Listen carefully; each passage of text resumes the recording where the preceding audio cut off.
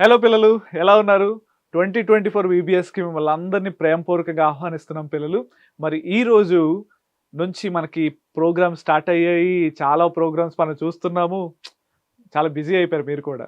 So, ఈ సంవత్సరం మీరు ఈ వీబీఎస్‌ని ఎంతో ఎంజాయ్ చేస్తారని, అలాగే ఈ వీబీఎస్ ద్వారా ఎన్నో దేవుని విషయాలు తెలుసుకుంటారని కూడా మేము ఎక్స్‌పెక్ట్ చేస్తున్నాం. సో, ఈసారి మనం ఆలస్యం చేయకుండా మన లెసన్‌లోకి వెళ్ళిపోదాం. దానికన్నా ముందు నేను ఈరోజు మన సంవత్సరపు థీమ్‌ని ఒకసారి మీకు గుర్తు చేయాలని ఆశపడుతున్నాను. ఏంటి పిల్లలు మన theme? Top priority. Top priority అంటే మీకు అర్థం ఈ పాటికి తెలిసుంటుంది. కానీ నేను కూడా ఒక ఎగ్జాంపుల్ చెప్పాలనుకుంటున్నాను. పిల్లలు మనందరికీ ఇంకో 2, 3 నెలల్లో ఎగ్జామ్స్ అవ్వబోతున్నాయి. Final exams. అందరూ చాలా కష్టపడతారు కదా పిల్లలు. మన సాధారణ జీవితం ఎలా ఉంటదంటే ప్రతిరోజు మనం స్కూల్ నుంచి రాగానే ఆడుకుంటాము, పాడుకుంటాము, స్నాక్స్ తింటాము, ఫ్రెండ్స్‌తో ఎంజాయ్ చేస్తాము. కానీ ఎగ్జామ్స్ టైమ్‌కొచ్చేటప్పటికి ఏం చేస్తామంటే నో ఆటలు, నో పాటలు, నో స్నాక్స్ అన్నీ పక్కన పడేసి, మన టోటల్ టైమ్‌ని దేని మీద మనం పెడతాం పిల్లలు? యెస్. ఎగ్జామ్స్ మీద పెడతాం. ఎందుకంటే బాగా చదువుకుంటేనే మనకి మంచి మార్క్స్ వస్తాయి అనుకుంటాం కదా పిల్లలు. ఎందుకంటే మనం దానికి టాప్ ప్రయారిటీ ఇస్తాం. ఎందుకంటే మనం సక్సెస్‌ఫుల్ అవ్వడానికి. పిల్లలు మన జీవితంలో కూడా ఖచ్చితంగా మనం ఒక వ్యక్తికి టాప్ ప్రయారిటీ ఇవ్వాలి. ఆయనే దేవుడు. ఎందుకంటే ఆయన మనల్ని తయారు చేశాడు. ఆయన మనకి కావాల్సినవన్నీ ఇస్తున్నాడు. మనల్ని ఎంతో ప్రయారిటైజ్ చేసుకొని మనకు అన్నీ ఇస్తున్నప్పుడు, మనకు ఏ రోజు కూడా ఒక్కరోజు కూడా ఆయన మర్చిపోకుండా ఆయన ఉంటున్నప్పుడు, సో మనం కూడా ఆయన్ని ఏం చేయాలంటే, ఆయన మన జీవితంలో టాప్ ప్రయారిటీగా పెట్టుకోవాలి. అర్థమైంది కదా పిల్లలు? మరి ఆలస్యం చేయకుండా మన లెసన్‌లోకి వెళ్ళిపోదాం.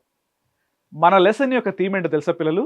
మానవుని స్వభావం. ఇంగ్లీష్‌లో దీన్ని ద నేచర్ ఆఫ్ మ్యాన్ అని పిలుస్తారు పిల్లలు. నిజమే. ఈ 4 రోజుల్లో మనం ఏ ఏ విషయాలు తెలుసుకోబోతున్నాం అంటే, అసలు మనిషి స్వభావం అంటే ఏంటి? మనిషి స్వభావం ఎలా ఉంటుంది? ఇంతకీ మనిషి మంచోడా? లేకపోతే చెడ్డవాడా? అనే విషయాలు మనం తెలుసుకుంటాం. నేను చాలా త్వరగా చెప్పడానికి ట్రై చేస్తాను. మీరు మాత్రం జాగ్రత్తగా వినడానికి ట్రై చేయండి పిల్లలు. ఓకేనా పిల్లలు? మరి మిస్ అవ్వద్దు. అందరూ చక్కగా కూర్చోండి. జాగ్రత్తగా విందాం పిల్లలు. మరి మిమ్మల్ని ఒక క్వెషన్ అడగాలని ఇష్టపడుతున్నా. అడగమంటారా? Very good. నేను అడిగే క్వెషన్ ఏంటంటే, పిల్లలు మీరెవరైనా సరే మీ చుట్టుపక్కల పిల్లలు మీకు చాలామంది ఫ్రెండ్స్ ఉంటారు కదా మీ ఊర్లో. మీ ఊర్లో ఎవరికైనా అబద్ధం అని పేరు పెట్టడం ఎప్పుడైనా విన్నారా? విన్నారా? దొంగ అని పేరు పెట్టి ఎక్కడైనా విన్నారా? మీ ఫ్రెండ్స్‌లో ఎవరికైనా దొంగ అని పేరుందా? పోనీ వీడు అల్లరివాడు అని ఎక్కడైనా పేరుందా? మీ ఫ్రెండ్స్‌లో ఎవరికైనా? మీకు నవ్వొస్తుంది. ఎందుకో తెలుసా? మీకు తెలుసు అలాంటి పేర్లు ఎవ్వరు పెట్టుకోరు. ఎవరు వాళ్ళ తల్లిదండ్రులు వాళ్ళ పిల్లలకి చెడ్డ విషయాల్ని పేర్లుగా పెట్టరు. మంచి మంచి పేర్లనే వాళ్ళు పెడతారు. విజయ్ అని పెడతారు నాలాగా. లేకపోతే ప్రదీప్ అని పెడతారు. లేకపోతే ప్రవీణ్ అని పెడతారు. ఇలా చాలా రకాలైన పేర్లు పెడతారు. అంతేగాని చెడ్డ పేర్లు ఎవరు పెట్టరు కదా పిల్లలు. కానీ మన స్టోరీలో హీరోకి మాత్రం ఒక విచిత్రమైన పేరుంది పిల్లలు. ఏంటో తెలుసా అతని పేరు? యాకోబు. యాకోబు అంటే అర్థం తెలుసా మీకు? యాకోబు అంటే మోసగాడని అర్థం. అయ్యో! మీకు ఆశ్చర్యంగా ఉంది కదా! మీరు ముందు లెసన్ వింటే మీకే అర్థమవుతది. మనం ముందు యాకోబు కోసం తెలియాలంటే ఫస్టు ఒక ఆయన కోసం తెలియాలి. ఆయన ఎవరంటే అబ్రహాము. అబ్రహాము మెసొపటోమియా అనే ఒక నాగరికత నుంచి దేవుడు పిలుచుకున్నాడు. పిలుచుకొని ఎక్కడ తీసుకొచ్చాడంటే కనాను అనే ప్రాంతాన్ని తీసుకొచ్చాడు. ఈ ప్రాంతాన్ని నీకు ఇస్తానని వాగ్దానం చేశాడు. అబ్రహాము కూడా దేవుడు చెప్పినట్టుగా విధేయత చూపించి వచ్చేసాడు పిల్లలు. అబ్రహాము తన 100 సంవత్సరాల వయసు వరకు తనకి పిల్లలు లేరు. తనకు 100 సంవత్సరాల వయసు వరకు పిల్లలు లేరు. తను ముసలివాడైపోయాడు. దేవుడిని అడుగుతున్నాడు, "ప్రభువా ఎవరు నాకు కుమారుడు? నా వారసుడెవడు?" అని అడుగుతున్నప్పుడు, దేవుడు అబ్రహాం ప్రార్థన విని తనకి 100 సంవత్సరాల వయసులో అంటే ముసలితనంలో ఉన్న వయసులోనే దేవుడు అబ్రహాముకి ఒక చక్కని కుమారుడినిచ్చాడు పిల్లలు. నమ్మశక్యంగా లేదు కాదు. ఎవరైనా ముసలివాళ్ళు పిల్లలకి అంటారా? అది అసాధ్యం. కానీ దేవునికి సమస్తం సాధ్యమే. అందుకే 100 సంవత్సరాల వయసులో పిల్లోడిని కని ఆ అబ్బాయికి ఇస్సాకు అని పేరు పెట్టాడు. ఇస్సాకు అంటే నవ్వు. ఇస్సాకు పెరుగుతున్నాడు, పెద్దవాడవుతున్నాడు. చాలా వయసొచ్చింది. దాదాపు 40 సంవత్సరాల వయసొచ్చింది పిల్లలు. ఈ 40 సంవత్సరాల వయసప్పుడు అబ్రహాం అనుకున్నాడు, అయ్యో! నా కొడుక్కి పెళ్లి చేసుకునే వయసొచ్చింది. తనకొక తోడు అవసరం అనుకున్నాడు. తన కుమారుడికి ఎలాగైనా పెళ్లి చేయాలని. నమ్మకమైన ఒక పనివాడిని పిలిచాడు. అతని పేరు ఎలియాజరు. ఎలియాజరుని పిలిచి, "ఎలియాజరు నువ్వు వెంటనే నా బంధువుల ఇంటికి వెళ్ళు. అక్కడ నాకు తెలిసిన చాలామంది బంధువుల్లో ఒక మంచి అమ్మాయి నువ్వే సెలెక్ట్ చేసి తీసుకొని రా" అన్నాడు. ఎలియాజరు అన్నాడు, "ప్రభువా! అదెలా సాధ్యం? మీ చుట్టాలెవరో నాకు తెలీదు. వాళ్ళలో మంచోళ్ళెవరో, చెడ్డోళ్ళో నాకెలా తెలుస్తది? నేనెలా సెలెక్ట్ చేస్తాను?" అని అడిగాడు. అయితే అబ్రహాం ఏమన్నాడంటే, "దేవుడు నీకు సహాయం చేస్తాడు నువ్వు వెళ్ళు" అన్నాడు. దేవుడి మీద నమ్మకం ఉంచి ఎలియాజరు ప్రయాణమయ్యాడు ఒంటెలు తీసుకొని. వెళ్ళిన తర్వాత పిల్లలు ఇక్కడ మీరు చూస్తున్నారు కదా! ఫస్ట్ ఫ్లాష్ కార్డ్‌లో పిల్లలు ఇక్కడ చూస్తున్నారు ఈ పిక్చర్‌లో. ఏం జరుగుతుందంటే ఎలియాజరు హారాన్ అనే ప్రాంతానికి చాలా దూరం ప్రయాణం చేసి వెళ్ళాక అక్కడ దేవుడు సహాయాన్ని అడిగాడు. ప్రభువా నువ్వే చూపించు అనగానే దేవుడు ఒక అమ్మాయిని చూపించాడు. ఆ అమ్మాయి పేరు రిబ్కా. వెంటనే ఎలియాజర్ చాలా సాటిస్ఫాక్షన్ వచ్చింది. ఎందుకంటే ఈ అమ్మాయే మా యజమానుడికి సరైన భార్య అనుకొని వారి కుటుంబంతో మాట్లాడి ఆమెను తన ఒంటెల మీద ఎక్కించుకొని ఎక్కడికొచ్చాడు పిల్లలు? కనాను ప్రాంతానికి మళ్ళీ తీసుకొని వచ్చాడు. అబ్రహాం కూడా చూశాడు. వాడి కొడుక్కి ఘనంగా పెళ్లి చేశాడు. వాళ్ళిద్దరూ చాలా సుఖంగా ఉన్నారు. ఇప్పుడు రెండో విషయానికి వద్దాం పిల్లలు. ఇక్కడి వరకు చాలా బాగా నడిచింది. మళ్ళీ అబ్రహాంకు ఎటువంటి ప్రాబ్లం అయితే వచ్చిందో అదే సేమ్ ప్రాబ్లం ఇప్పుడు ఇస్సాకు కూడా వచ్చింది. ఇస్సాకుకు పెళ్ళి అయిపోయి దాదాపు 20 సంవత్సరాలు అవుతుంది. ఇస్సాకు కూడా పిల్లలు లేరు పాపం. రిబ్కా ఇస్సాకు కలిసి దేవుడి సన్నిధిలో ప్రార్థన చేశారు. ప్రభువా మాకు బిడ్డలు లేరు నాయన, ఎంత ఆస్తుంటే ఏం నాయన, మాకు బిడ్డ కావాలి, ఒక బిడ్డ ఇస్తే మేము నలుగురిలో గౌరవంగా బతుకుతాం, వాడిని నీ కోసం పెంచుతాం ప్రభువా అనుకొని ప్రార్థన చేశాడు. కానీ మన దేవుడు ప్రార్థనలు ఆలకించే దేవుడు కదా. ఆయనకి వయసుతో సంబంధం లేదు, ఆయన ఏ దేశాలతో సంబంధం లేదు, కలర్తో సంబంధం లేదు. ఆయన ఎవరి ప్రార్థన వింటాడు, నీ ప్రార్థన కూడా వింటాడు. దేవుడు వాళ్ళ ప్రార్థన విని వెంటనే వారికి గర్భఫలాన్ని దేవుడు అనుగ్రహించాడు. రిబ్కా గర్భవతి అయింది. గర్భవతి అయినప్పుడు దేవుడు ఒకరోజు రిబ్కాతో మాట్లాడాడు. ఏమని మాట్లాడాడు తెలుసా? రిబ్కా జాగ్రత్తగా విను, నీ గర్భంలో 2 మగపిల్లలు ఉన్నారు. సో ఆ 2 మగపిల్లల్లో పెద్దవాడు చిన్నవాడికి దాసుడవుతాడు, చిన్నవాడు పెద్దవాడికి యజమానిగా ఉంటాడు. ఇది గుర్తుపెట్టుకోవాల్సిన విషయం అని చెప్పి దేవుడే స్వయంగా రిబ్కాతో మాట్లాడాడు. రిబ్కా మనసులో ఇది ముద్రించబడింది. సమయం గడిచింది. రిబ్కా 2 పిల్లలకి జన్మనిచ్చింది. వాళ్ళు మొదటిగా వచ్చిన వాడు ఎవరంటే ఏశావు, అతనే పెద్దవాడు. రెండవ బిడ్డ పేరు ఏం పడిందంటే యాకోబు. ఏశావుకి ఒళ్ళంతా రోమాలు ఉంటాయి పిల్లలు, మొత్తం అంతా వెంట్రుకలే, ఎక్కడ చూసినా చాలా దట్టంగా వెంట్రుకలు ఉంటాయి. సో అతని పేరు, ఆ పేరుకి అర్థం వచ్చేటట్టుగా ఏశావు అని పేరు పెట్టాడు. మరి రెండో తమ్ముడు పేరు ఏంటో తెలుసా? తన తమ్ముడు పేరు యాకోబు అని పేరు పెట్టాడు. చెప్పాను కదా, యాకోబు అంటే ఏంటి అర్థం? మోసగాడు. ఎప్పుడైతే పేర్లు పెట్టారో వారు పెరగడం స్టార్ట్ చేశారు. దేవుడు వాళ్ళని చక్కగా మంచి మంచి స్థితుల్లో వాళ్ళు బ్లెస్ చేయడం స్టార్ట్ చేశారు. కావాలంటే పిక్చర్ చూడండి పిల్లలు. ఇక్కడ మీరు చూస్తున్నారు, రిబ్కా తన 2 పిల్లల్ని సాకడం స్టార్ట్ చేసింది, పెంచుతుంది, అన్ని చేస్తుంది.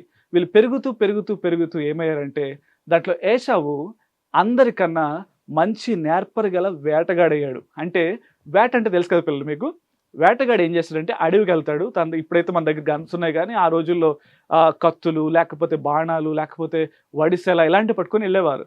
ఏశావు ఆ బాణాలు పట్టుకొని వెళ్ళి ఏదైనా జంతువుని తీసుకొచ్చి అక్కడ వాళ్ళ అమ్మకి ఇస్తే వాళ్ళ అమ్మ ఏం చేస్తారంటే చక్కగా వాటిని వండి పెట్టి మళ్ళీ వాళ్ళు పెడతారు అనమాట. అందరిలో మంచి పేరు ఉంది ఏశావుకి. ఎందుకో తెలుసా? అరే వీడు హీరోరా, వీడు వాళ్ళ నాన్న పరువు నిలబెడుతున్నాడు రా, వీడు చక్కగా వేటకెళ్ళి మంచి మాంసం తీసుకొస్తాడు రా అని చెప్పి వీడు చాలా హీరోలా అంటాడు అని అందరూ పొగుడుతున్నారు. కానీ యాకోబు ఏం చేస్తున్నాడు తెలుసా? యాకోబు మాత్రం తన తల్లికి సహాయం చేస్తూ ఇంట్లోనే ఉండేవాడు. బయట ఎక్కువ సంబంధాలు లేవు, బయటికి వెళ్ళి ఏమి తెచ్చే ప్రసక్తి లేదు, ఇంట్లోనే కూర్చొని తల్లికి సహాయపడుతూ ఉండేవాడు పిల్లలు. ఇలా జరుగుతున్న టైంలో ఒకరోజు ఏం జరిగిందంటే వాళ్ళ అమ్మ యాకోబుని దగ్గర పిలుచుకుంది. మీరు చూస్తున్నారు కదా, ఈ పిక్చర్లో మీరు చూస్తున్నారు. వాళ్ళమ్మ ఎవరు? రిబ్కా తన చిన్న కుమారుడైన యాకోబుని పిలిచి తనతో అంటుంది. ఏమని చెప్తుందో తెలుసా? నాన్న యాకోబు, నువ్వు జాగ్రత్తగా వినాలి. ఎందుకంటే నువ్వు ఈ కుటుంబానికి అధికారి అవుతావు, నువ్వే ఈ కుటుంబానికి పెద్దగా ఉంటావు అని దేవుడు నువ్వు గర్భంలో ఉన్నప్పుడు చెప్పాడు ఆయన. సో ఈ మాటలను గుర్తుపెట్టుకొని ఏ రోజు నీకు దేవుడు అవకాశం ఇస్తాడో తెలియదు, అవకాశాన్ని సద్వినియోగపరుచుకో అని చెప్పింది. వెంటనే యాకోబుకు డౌట్ వచ్చింది. అమ్మా ఇంతకీ జ్యేష్ఠత్వం అంటే ఏంటమ్మా అని అడిగాడు అనమాట. జ్యేష్ఠత్వం అంటే ఏంటి అని అడగగానే వెంటనే వాళ్ళ మమ్మీ సమాధానం చెప్పింది. మీకు కూడా డౌట్ వచ్చి ఉంటుంది, అసలు జ్యేష్ఠత్వం అంటే ఏంటి, పదం ఎప్పుడు వినలేదు అనిపిస్తుంది కదా పిల్లలు. కానీ వాళ్ళ మమ్మీ ఏ సమాధానం చెప్పిందంటే ఫ్లాష్ కార్డ్లో జాగ్రత్త చూడండి. ఏం జరుగుతుందంటే ఇక్కడ ముందుగా మీకు ఏం కనిపిస్తుంది? ఇక్కడ ఒక కిరీటం కనిపిస్తుంది కదా మీకు. ఈ కిరీటం చూస్తే మనకి ఏం గుర్తు రావాలంటే అధికారాన్ని గుర్తు కిరీటం, అవును కదా. నువ్వు ఈ కుటుంబం మొత్తటి మీద యాకోబు అధికారం అవుతాడు, వారి కుటుంబం అందరికీ పెద్దగా ఉంటాడు. ఇతను ఏం చెప్తే వాళ్ళ కుటుంబ సభ్యులందరూ కూడా అదే చేయాలి. రెండవది అక్కడ కాయిన్స్ కనిపిస్తున్నాయి కదా, కాయిన్స్ దేనికి గుర్తు అంటే కాయిన్స్ వాళ్ళకున్న ఆస్తికి గుర్తు. వాళ్ళకున్న ఆస్తిపాస్తులు, జంతువులు, వాళ్ళకున్న ఇల్లు, ఇవన్నిటి మీద అధికారి ఎవరవుతారు? యాకోబు అవుతాడు. ఇంకా మూడోది విషయం ఉంది, అది మీకు కనిపిస్తుంది, కానీ ఈ విషయం రిబ్కా యాకోబు చెప్పలేదు. కానీ అది తెలుసుకోవాల్సిన సత్యం ఏంటో తెలుసా? వారి కుటుంబం ద్వారా, అంటే అబ్రహాముకు దేవుడు ముందుగానే వాగ్దానం చేశాడు. ఏమని వాగ్దానం చేశాడంటే నీ సంతానం ద్వారా ఈ ప్రపంచాన్ని దీవిస్తాడని వాగ్దానం చేశాడు. మరి ఆ వాగ్దానం ఎలా నెరవేర్చబడుతుందంటే అబ్రహాం కుటుంబం ద్వారా నెరవేర్చబడుతుంది. అబ్రహాం ఇస్సాకుని కన్నాడు. ఇస్సాకు ద్వారా యాకోబు వచ్చాడు. యాకోబు ద్వారా తన కుటుంబం ద్వారా దేవుడి ప్రపంచాన్ని రక్షించాలనుకున్నాడు. ఆ సత్యం తెలియదు. ఇక్కడ మీరు చూస్తున్నారు కదా, క్రాస్. క్రాస్ అంటే రక్షకుడు, కింద పాము, పాపము లేదా సాతాను. దేవుడు తన శిలువ మరణం ద్వారా ఈ రక్షకుడు ఆ పాపాన్ని ఓడిస్తాడు, ఆ సాతాన్ని ఓడిస్తాడని దాని అర్థం వస్తుంది. ఈ 3 విషయాలు చాలా బాగా గుర్తుపెట్టుకోండి పిల్లలు. ఎందుకంటే మనం ముందు ముందు వినబోయే లెసన్‌లో ఈ 3 విషయాలు చాలా బాగా మీకు అవసరం అవుతాయని నమ్ముతున్నాను. మరి జాగ్రత్తగా వింటారు కాదు? పిల్లలు, యాకోబు మనసులో ఇప్పుడు ఒక ముద్ర పడిపోయింది. ఏంటో తెలుసా? జ్యేష్ఠత్వం దేవుడు నాకే ఇస్తానన్నాడు. యెస్! దీన్ని ఎలాగైనా నేను సంపాదించుకోవాలి అనుకున్నాడు యాకోబు. దానికోసం ఆలోచిస్తున్నాడు. ఇది ఎప్పుడొస్తది నా చేతికి? అందరూ నన్ను చూసిన వాళ్ళు, నా ఫ్రెండ్స్ నన్ను మోసగాడు అంటారు. నా బంధువులు నన్ను మోసగాడు అంటారు. చుట్టుపక్కల అందరూ కూడా నన్ను మోసగాడే అంటున్నారు. నేను ఎలా ఈ పేరు నుంచి ఎలా తప్పించుకోవాలంటే నేను అధికారిని అవ్వాలి. నేను అధికారిని అయితే ఎవ్వరు నా దగ్గర నోరు కూడా ఎత్తలేరు అనుకున్నాడు యాకోబు. అందుకే ఆలోచిస్తున్నాడు దానికోసమే. మంచి అవకాశం కోసం ఎదురు చూస్తున్నాడు. ఎలా సంపాదించుకోవాలి జ్యేష్ఠత్వాన్ని ఆలోచిస్తున్నాడు. యాకోబు ఏదైతే ఊహించాడో ఆ రోజు రానే వచ్చింది పిల్లలు. నిజం. ఒకరోజు ఏశావు వేటకెళ్ళాడు. వేటకెళ్ళి బాగా అలసిపోయి ఉన్నాడేమో. యాకోబు ఎక్కడైతే ఉన్నాడో అక్కడికే వచ్చి కూర్చున్నాడు. కూర్చున్న చోటకి ఒక మంచి వాసన ముక్కుకు తగులుతుంది. ఎంత మంచి వాసన అంటే చాలా రుచిగా అనిపిస్తుంది. అది చూడగానే ఇంకా ఆకలి పెరిగిపోయింది. అప్పటికి ఏశావు చాలా అలసిపోయి ఉన్నాడు. తనకి ఏదైనా తాగడమో తినడమో జరగాలి. లేకపోతే తను అయిపోతాడని తను కంగారు పడుతున్నాడు. ఈలోపు యాకోబు వండుతున్నాడన్న విషయం ఏశావుకి తెలిసిపోయింది. వెంటనే యాకోబు దగ్గరికి వెళ్ళి, యాకోబు కొంచెం నువ్వు మంచి వంట వండుతున్నావు, వాసన మాత్రం గుమగుమలాడిపోతుంది అనుకో. నువ్వు కొంచెం ఆ కూర నాకు పెట్టావనుకో, నాకు చాలా మేలు చేసిన వాడవుతావు యాకోబు అనగానే యాకోబు వెంటనే గిర్రుమని తిరిగింది. ఏంటో తెలుసా? తను ఇదే మంచి అవకాశం అనుకున్నాడు. దేనికి? జ్యేష్ఠత్వం సంపాదించుకోవడానికి. సాధారణంగా ఇంట్లో ఉన్న పెద్దవాళ్ళకి జ్యేష్ఠత్వపు హక్కు వస్తుంది. కానీ దేవుడు యాకోబుకు వాగ్దానం చేశాడు కాబట్టి రిబ్కా పదే పదే తనకి నూరి పోసింది. దీంతో మైండ్‌లో అది ఫిక్స్ అయిపోయాడు. ఎలాగైనా అనుకున్నాడు ఆ జ్యేష్ఠత్వం సంపాదించాలని. ఇదే రైట్ టైం అనుకున్నాడు. వెళ్ళాడు ఆళ్ళ అన్న దగ్గరికి. అన్నా, నీకు నేను కూర వడ్డిస్తా. నేను చేసిన వంటకం అంతా నీకు రెడీ చేస్తా. కానీ ఒక్క విషయం గుర్తుపెట్టుకో. నువ్వు నాతో ఒక ఒప్పందం చేయాలి. ఏంటి తమ్ముడు? ఏదైనా అడుగురా. నీకేం కావాలంటే అడుగు. నీకు డబ్బులు కావాలా? ఆస్తులు కావాలా? ఏం కావాలో అడుగు, నేను ఇచ్చేస్తానంటే, అవేమి నాకొద్దు గాని ఒకే ఒకటి ఇవ్వు చాలు అన్నాడు. ఏంటి నాన్న చెప్పు? నీ జ్యేష్ఠత్వం నాకు ఇచ్చేయి. మనమైతే ఏం చేస్తాం? ఒక నిమిషం ఆలోచిస్తాం. ఎందుకంటే ఇంటికి అధికారం కోల్పోవడం ఎవరికి ఇష్టం ఉండదు. అలాంటిది ఏశావు ఏమన్నాడు తెలుసా? తీసుకో తమ్ముడు, నాకెందుకు ఇవన్నీ? ఈ రోజు నేను చచ్చిపోబోతున్నాను. ఇది తినకపోతే నేను చచ్చిపోతా. ఈ 2 రోజులు చచ్చిపోయేవాడికి ఇదెందుకు? ఇదొద్దు నాకు, నువ్వే తీసుకో. ప్రమాణం చేయి అన్నయ్య, నిజంగా నువ్వు నిజం చెప్తున్నావా లేదా ప్రమాణం చేయి అన్నాడు. అయినా సరే ఏశావు యాకోబు చేతిలో చేయి పెట్టి, నేను ప్రమాణం చేశాను, ఈ రోజు నుంచి జ్యేష్ఠత్వం నీదే, ఆ కూర అర్జెంట్ పెట్టి నాకు ఆకలేస్తుంది అన్నాడు. యాకోబుకి దొరకాల్సింది దొరికిపోయింది. చాలా సంతోషంగా ఉన్నాడు. వెంటనే యాకోబు తీసుకెళ్ళి ఆ కూర పెట్టుకొని ఏశావు తిని అక్కడి నుంచి వెళ్ళిపోయాడు. తన అన్న దగ్గర నుంచి ప్రమాణం తీసుకున్నాడు యాకోబు. ఒక బేరమాడి యాకోబు తన అనుకున్నది సాధించేశాడు. తన అన్న దగ్గర నుంచి జ్యేష్ఠత్వ హక్కుని అధికారికంగా వాళ్ళ అన్న చేతే ప్రమాణం చేయించుకొని తీసేసుకున్నాడు. తనకు కావాల్సిన తను దక్కింది. ఆ రోజు రాత్రంతా నిద్ర పట్టిందో లేదో పాపం యాకోబుకి. అసలైన విషయం ఇక్కడే జరిగింది పిల్లలు. ఒకరోజు ఇస్సాకు తన కుమారుడైన యాషావుని దగ్గర పిలిచాడు. ఎందుకంటే ఇస్సాకుకి యాషావు అంటే చాలా ఇష్టం. ఎందుకంటే తన పేరు, తను మంచి టాలెంటెడ్ పర్సన్, ఊర్లో అంతా మంచి పేరు ఉన్నాడు. అలాంటి కొడుకుంటే ఏ తండ్రికైనా సంతోషమే కదా పిల్లలు. ఇస్సాకు కూడా చాలా సంతోషం యాషావు అంటే, యాకోబు కంటే కూడా. యాషావుని పిలిచాడు. యాషావుని పిలిచి ఏం చెప్పాడంటే, నాయన, నాకు కళ్ళు కూడా కనబడడం లేదు, నాకెవరు కనిపించడం లేదు, అంతా చీకటిగానే ఉంది. ఎందుకంటే నాకు ముసలితనం వస్తుంది కదా, ఇంకొద్ది రోజులు చచ్చిపోతాను నాయన. నువ్వేం చేస్తావు అంటే, నా ఆఖరి కోరిక తీరుస్తావా? ఏంటి నాన్న చెప్పు, నీ ఆఖరి కోరిక ఏంటి? నా కోసం నువ్వు వేటకెళ్ళి మంచి మాంసం తీసుకొచ్చి నాకు వండి పెడితే నేను తిని ఆ ఆశీర్వాదాలన్నీ కూడా నీకు ఇచ్చేస్తాను అనగానే యాషావు చాలా సంతోషపడ్డాడు. పిల్లలు ఈ రోజుల్లో ఎవరైనా ఆస్తి రాయించుకోవాలంటే సంతకాలు పెడతారు. ఆ రోజులు ఎలా ఉండేదంటే సంతకాలు పెట్టవసరం లేదు. వారి తల మీద చెయ్యేసి వారికి రావాల్సిన ఆస్తులు అన్నీ కూడా ఆ పెద్ద ఇంటి పెద్ద ఎవరైతే చేయి పెట్టి చెప్తారో వెంటనే వాళ్ళ అధికారాలన్నీ వాళ్ళకి వెళ్ళిపోయినట్టు లెక్క. సో అలాంటి ఆశీర్వాదం నీకు ఇస్తాను రమ్మనగానే యాషావుకి చాలా సంతోషం అనిపించింది. వెంటనే, సరే నాన్న, నీ ఆఖరి కోరిక నేను తీర్చలేనా? నేనేం కొడుకునవుతాను నాన్న, నీ ఆఖరి కోరిక తీర్చకపోతే నేను వెళ్తా అని చెప్పి అడవికి వెళ్ళాడు. ఈలోపు ఇవన్నీ చాలా సీక్రెట్గా ఒక ఆమె వింటుంది. ఆవిడ పేరు రెబెకా, ఇస్సాకు భార్య, యాకోబు తల్లి. చాలా జాగ్రత్తగా విన్నది. చాలా టెన్షన్ వచ్చేసింది రెబెకాకి. ఎందుకు టెన్షన్ పడుతుందో తెలుసా? వెంటనే పరిగెత్తుకుంటూ వెళ్ళింది. తను ఎందుకు టెన్షన్ పడుతుందంటే, యాకోబుకి దీవెన పోతుంది. యాకోబుకి రావాల్సిన జ్యేష్ఠత్వపు హక్కు, తనకు ఆశీర్వాదాలన్నీ కూడా వాళ్ళ అన్నకి ఎక్కడికి వెళ్ళిపోతాయని టెన్షన్‌తో ఆమె పరిగెత్తుకుంటూ వెళ్ళి యాకోబుకి పిలిపించింది. యాకోబు అర్జెంట్‌గా రా. యాకోబు వచ్చాడు. ఏమైందమ్మా? ఏమైంది అంత కంగారు పడుతున్నావు? ఏం లేదు నాయనా. నువ్వు అర్జెంట్‌గా మన మందలోకెళ్ళి ఒక 2 మేకపిల్లలు తీసుకొని రా. మేకపిల్లలు ఎందుకమ్మా? ఎవరైనా చుట్టాలొచ్చారా? లేదు నాయన. నువ్వు అర్జెంట్ పరిగెత్తుకొని వెళ్ళాలి. నువ్వు మేకపిల్లలు తీసుకొని రా. అంటే వెంటనే యాకోబేమో అమ్మ నాకేం అర్థం కావట్లేదు. కొంచెం అర్థమైనట్టు చెప్పమ్మా. ఏం లేదురా. మీ నాన్న మీ అన్నకి ఈ ఇంటి ఆశీర్వాదాలన్నీ కూడా ఇచ్చేయబోతున్నాడు. అది నేను చూస్తూ తట్టుకోలేను. ఆ ఆశీర్వాదం నీకే దక్కాలి. నువ్వు వెంటనే వెళ్లి తీసుకొని రా అనగానే యాకోబు పరిగెత్తుకుంటూ ఎళ్ళాడు. 2 మేకల పిల్లలు తీసుకొచ్చాడు. నాన్న నువ్వేం కంగారు పడకు. మీ అన్నలాగే నిన్ను తయారు చేస్తా.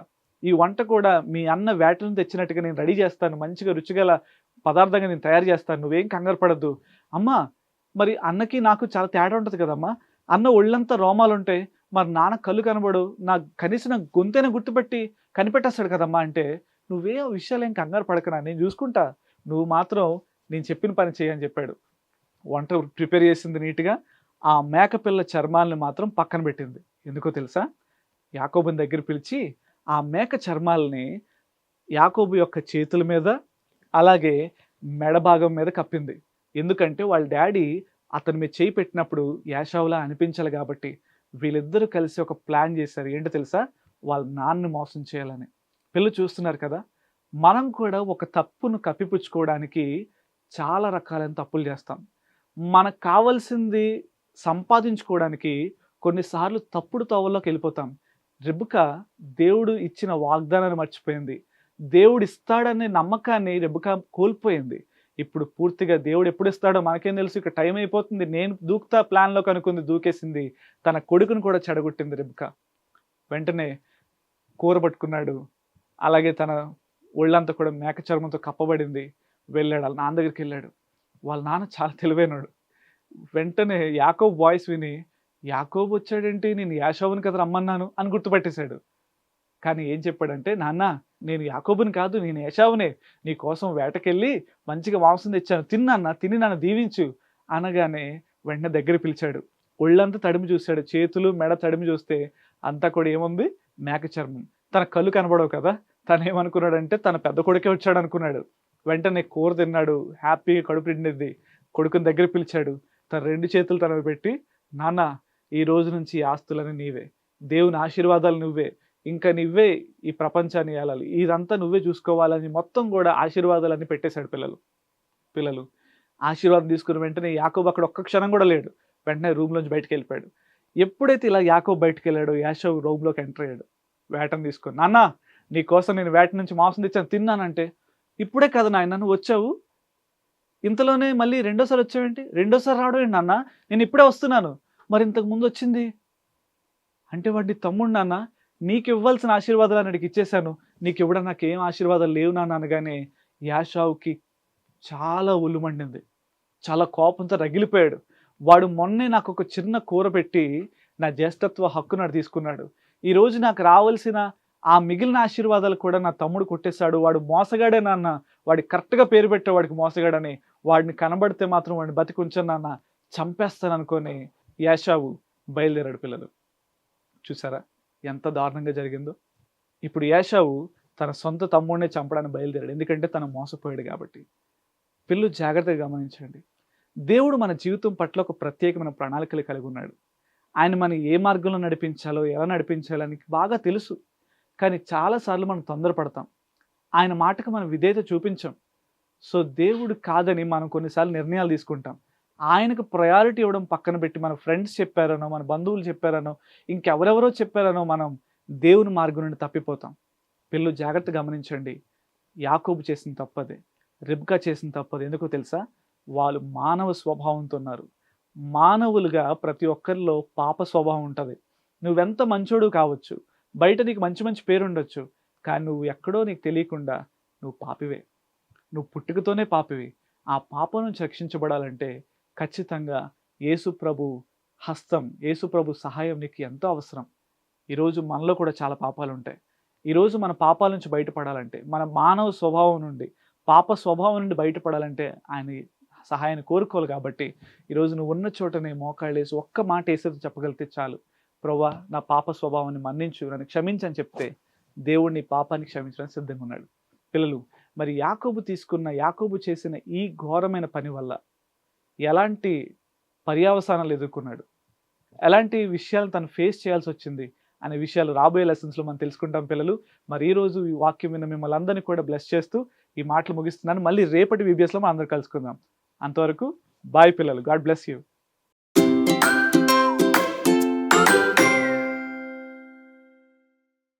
ఓకే పిల్లలు, మరి మంచి లెసన్ విన్నారు కదా. మరి ఈ టైంలో మనం ఖండవాక్యం కూడా నేర్చుకుందాం. సో నాతో పాటు మీరు జాగ్రత్తగా వినండి. నేను చెప్పిన తర్వాత మీరు నాతో కలిసి చెప్పడానికి ప్రయత్నం చేయండి. ఆత్మానుసారంగా నడుచుకొనుడి, అప్పుడు మీరు శరీరేచ్ఛను నెరవేర్చరు. ఇంకొకసారి చెప్తున్నాను, జాగ్రత్తగా వినండి. ఆత్మానుసారంగా నడుచుకొనుడి, అప్పుడు మీరు శరీరేచ్ఛను నెరవేర్చరు. గలతీయులకు రాసిన పత్రిక 5వ అధ్యాయం 16వ వచనం. పిల్లలు, ఆత్మానుసారంగా నడుచుకోవడం అంటే దేవుని వాక్యానుసారంగా నడుచుకోవడం. దేవుని యొక్క మాటలను మనం నేర్చుకున్నప్పుడు ఖచ్చితంగా మనం పాపాన్ని చేయడానికి, మన శరీర కోరికలు తీర్చుకోవడానికి మనం సాహసించం. అందుకే అందరూ కూడా ఖచ్చితంగా బైబిల్ చదవాలి. మరొకసారి చెప్తాను, అందరూ నాతో పాటు చెప్పండి. ఆత్మానుసారంగా నడుచుకొనుడి, అప్పుడు మీరు శరీరేచ్ఛను నెరవేర్చరు. గలతీయులకు రాసిన పత్రిక 5వ అధ్యాయం 16వ వచనం. ఓకే పిల్లలు, సీ యూ టుమారో.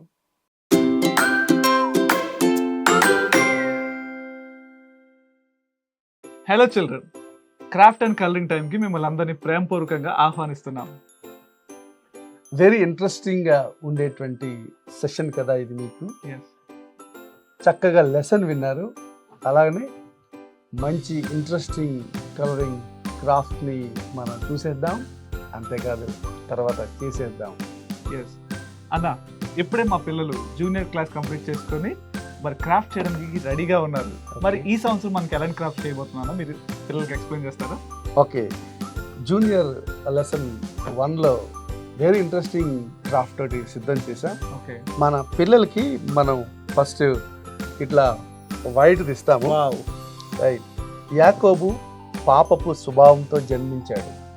రైట్, అయితే ఇక్కడ ఒక వాక్యం కనబడతా ఉంది. యెహోవా నీవు నన్ను పరిశోధించి తెలుసుకొని ఉన్నావు. అంటే ఈ స్టోరీ విన్నారు కదా, ఈ స్టోరీని బట్టి మనం ఒక మంచి క్రాఫ్ట్ తయారు చేసాం. ఇందులో ఉన్నటువంటి వీటిని మనం పీసెస్గా అన్ని కట్ చేస్తాం అనమాట. నేను కట్ చేసి రెడీ చేశాను. ఓకే, చూపించి. Very good. Oh wonderful. ఆ పీసెస్ అన్ని కట్ చేస్తావు కదా. Okay, very good. ఇది మరి పొయ్యి తర్వాత ఇక్కడ మనం దీన్ని అతికి వేస్తాం ఇట్లా. దెన్ ఇవన్నాయి కదా ఈ చిక్కుడుకాయలు. అవునన్నా, యాకోబు ఇక్కడే శోధించబడ్డాడు. సో వీటిని మనం ఇలా కలరింగ్ చేసి పేస్ట్ చేస్తాం. ఇలా చేసిన తర్వాత మనకి ఒక బ్యూటిఫుల్ మంచి క్రాఫ్ట్ తయారైపోయింది. ఇది చూస్తా ఉంటే మనకి మూవింగ్ కూడా ఉంది. చాలా ఎక్సైటింగ్ ఉంది. ఒకసారి నువ్వు కూడా పట్టుకుని చూడు. నేను కూడా ఇంట్లో తీసుకెళ్ళి సరదాగా టైం పాస్ కి ఆడుకుంటూ నేను కూడా చూసుకోవడానికి అవకాశం ఉందన్న. పిల్లలు అయితే చాలా ఎంజాయ్ చేస్తారు, చాలా ఎంజాయ్ చేస్తారు. అయితే ఇది లెసన్ సంబంధించినటువంటి క్రాఫ్ట్. ఈ కూరకి అతడు శోధించబడ్డాడు. అయితే మనకి స్వభావంలో ఉన్నటువంటి ఆ శోధనకు పడిపోవటం అనేటువంటిది దేవుడు పరిశీలించి తెలుసుకుని మనకొక శోధనలో పడకుండా ఉండడానికి ఒక మార్గాన్ని ఏర్పాటు చేస్తున్నారు. దాన్ని ఎక్స్ప్లెయిన్ చేసేటువంటి క్రాఫ్ట్ ఇది అన్న. దీనికి ఏ మెటీరియల్ అవసరం అవుతుందని? దీనికి మరి మనకి ఈ పేపర్లో ఉన్నటువంటి దాన్ని మనము ఫస్ట్ కలరింగ్ చేస్తాం. కలరింగ్ చేస్తాం తర్వాత అంటే మనకు నచ్చినటువంటి కలర్స్ వేసుకుంటాం. వేసుకున్న తర్వాత అప్పుడు మనం కట్ చేయాలి. పిల్లలకి మనం క్రయాన్స్ ఇస్తాం, తర్వాత సిజర్స్ ఇస్తాం. సో అలా పీసెస్గా కట్ చేసుకున్న తర్వాత ఈ పీసెస్కి సంబంధించి మనకి చాకోబార్ స్టిక్స్ కలర్ ఇస్తాం అన్నమాట. అప్పుడు మనం ఇక్కడ కొంచెం కట్ అని ఉంటుంది, అక్కడ మనం అలా పెట్టుకుంటాం అన్నమాట. దానికంటే ముందు దీన్ని ఇక్కడ మనం పేస్ట్ చేస్తాం, స్టిక్ ఈ స్టిక్కి అతికిస్తాం అనమాట. సో అలాగూ క్రాఫ్ట్ చేస్తాం. సో కలర్ఫుల్గా మనకి ఇలా తయారవుతుంది. పిల్లలు మరి చూసారు కదా క్రాఫ్ట్ ఎంత బాగుందో. సో మీరు కూడా కలరింగ్ అండ్ క్రాఫ్టింగ్ చేయండి, ఎంజాయ్ చేయండి. ఇంటికి తీసుకెళ్ళి మీకు ఇష్టమైన ప్లేస్లో దీన్ని ఉంచడానికి ప్రయత్నం చేయండి. మళ్ళీ రేపు క్రాఫ్టింగ్ అండ్ కలరింగ్ టైంలో మళ్ళీ కలుసుకుందాం. Bye children.